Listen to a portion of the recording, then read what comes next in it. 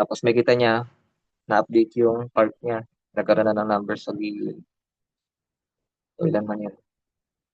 So, usual, place order. Yan. Pagpunta kila cashier or admin, nakikita na doon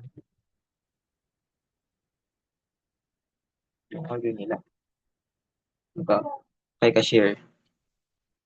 Meron din siyang UI for nagaya ng kay kitchen staff. So, just in case man. Pero, mostly, di siya mag start or magmamarkas doon. Si kitchen staff ang gagawa nun. So, sabihin natin, dito pala kay kitchen staff muna ako bago kay cashier.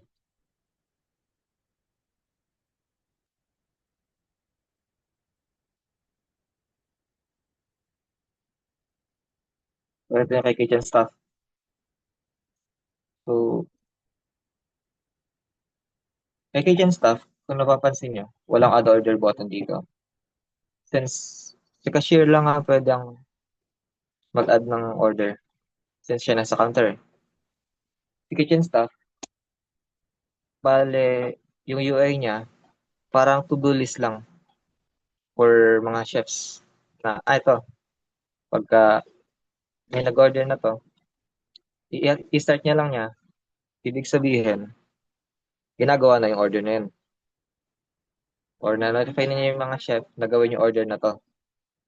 Tapos, pag nagawa na, mamarkas lang niya yun, mawawala siya sa open na order since na-complete na yung order na yun. Then, off for delivery na siya sa table na pinag-orderan. So, dito naman yung completed. Lahat ng order transactions ang makikita rito within the day.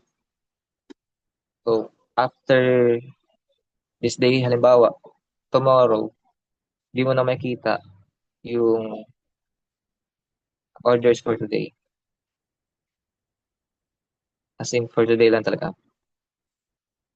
Lagot na natin. Si kitchen staff, tapos po tayo kay cashier. Okay.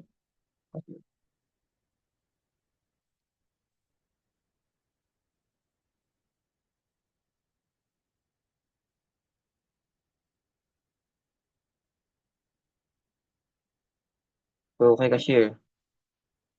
Pag si cashier, meron siyang add order. Since siya yung nasa counter, of course, pwede rin mag-order yung customers sa kanya. Hindi lang sa table. So, kung take away or take out, click niya yung take away. Dine in, kung dine in man yung table. Tapos isa-select niya, ay, kung dine in man yung order, isa-select niya kung saang table yan. So, ang gagawin dito, sabihin natin nag-order tayo na, nag-order na customer na strawberry ice cream, take out, dalawa, so nag-budget siya ng 100, confirm payment. As of na wala pang print receipt. Ang kulang ko na lang dito, report generations, print receipt, plus AI, integration. Tatlo na lang, kaya malapit na talaga.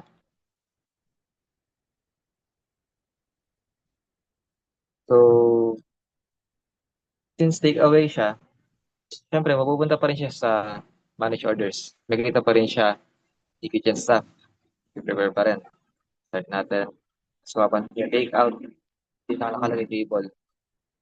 Kung saan table, nakalagay lang take out as number. Anas din natin. Mapupunta rin siya sa completed.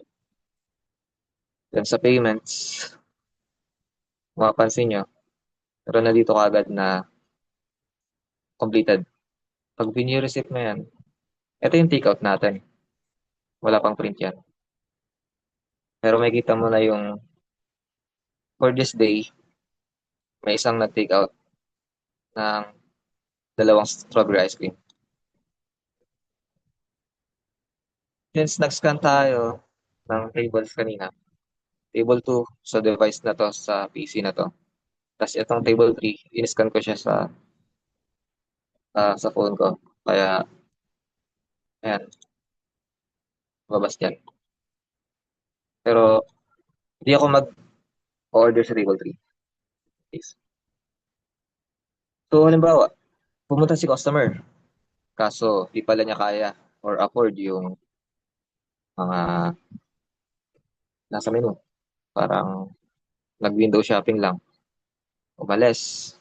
So si cashier, pwede niya i-end yung dining session sa table na yun para maging available ulit at makapag-order yung ibang customer para lang maibigay yung table na yun sa ibang customer ng receptionist. So end natin yung dining session. Magiging available na uli yung table na yun, table 3. So, halimbawa, tapos na mag-order sa table 2 ngayon yung customer. Punta ako sa receptionist. Check ko kung gagaan ako. Receptionist na ba? Sa QR code na lang. Yung sa kasat yung kay QR code.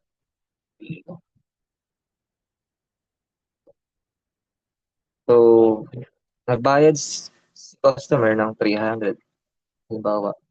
So, may kita yung sukle sa table 2. Yung payment lang niya. So, kung mapapansin nyo, nag-payment success.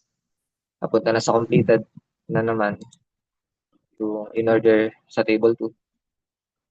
Pwede rin yan mag-multiple selection pa rin nung nakaraan kung may i-merge man na receipt for table 2 or 3 halimbawa. Mga ganun. O ilan man yung ika-select doon.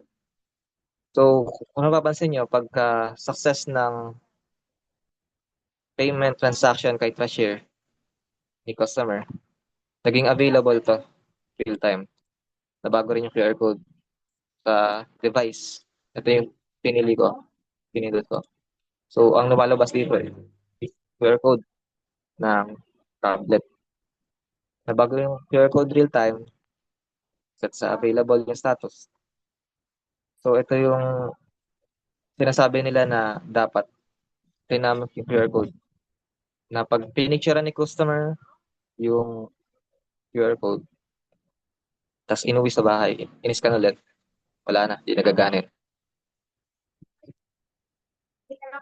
So, kay admin, mostly yun yung flow natin sa may restaurant. Yung kila cashier, receptionist, customer, kitchen staff. Close ko na lang sa ang minimize na lang. So, tapos na pa. Ang, ang wala talaga yung dashboard. Since report generation lang yan, kailangan may data tayo bago mag-code nun. Tapos yung AI, tapos yung pati pala. Bali dashboard, tapos report. So, accounts, explain ko pa ba to? Alam niyo na. Tutuloy ko pa ba?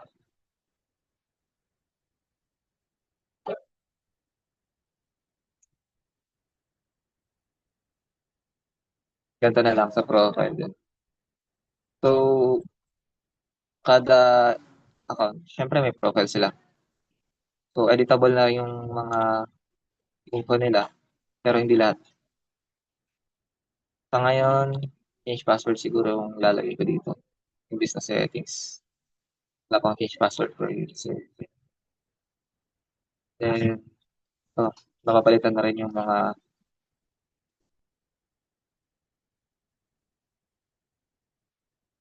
profile picture nila just in case na gusto nilang palitan.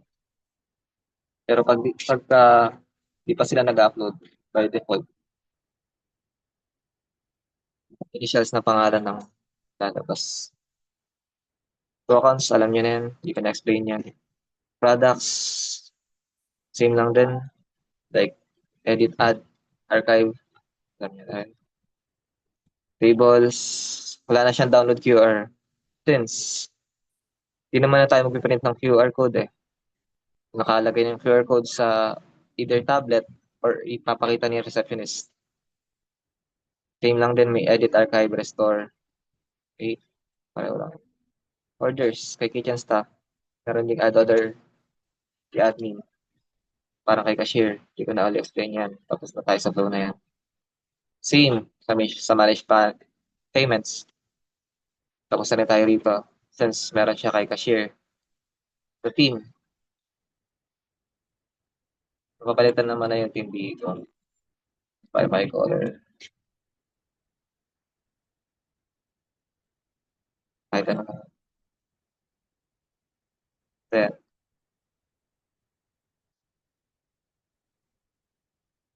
bali ang device lang yung nadagdag. Or set. Sa ngayon kasi, di ko alam kung sino magsiset ng QR code for that device. So, kay admin ko muna nilagay. So, kaya si admin pa lang ang pwede mag-set ng mga QR code sa table. So, ayun lang naman yung sa system natin. Ay, meron pa pala. May dadagdag pa ako sa limutan ko to. Orders. Ay, again, may dining session. So,